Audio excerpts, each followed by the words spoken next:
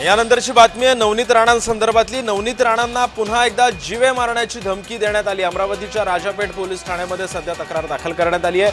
नवनीत राणा भाजपच्या नेत्या आहेत आणि त्यांना जीवे मारण्याची धमकी एका अज्ञात व्यक्तीने दिली आहे। या प्रकरणी आता पोलीस ठाण्यामध्ये गुन्हा दाखल करण्यात आला आहे।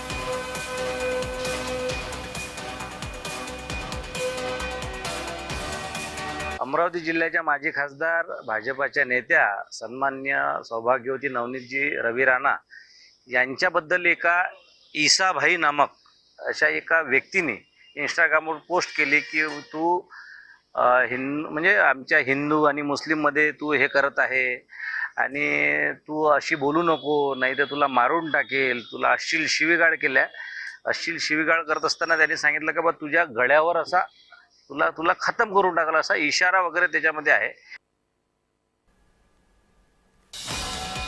त्यामुळे आता आपण पाहतोय की नवनीत राणा यांना जीवे मारण्याची धमकी एका अज्ञात व्यक्तीने दिलेली आहे।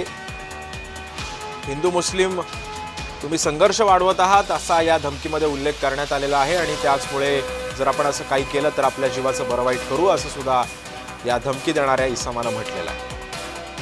या प्रसंगी आता पोलीस ठाण्यामध्ये सुद्धा गुन्हा दाखल करण्यात आलेला आहे। आता पोलीस या संदर्भामध्ये काय कारवाई करतात हे सुद्धा पाहणं महत्त्वाचं आहे।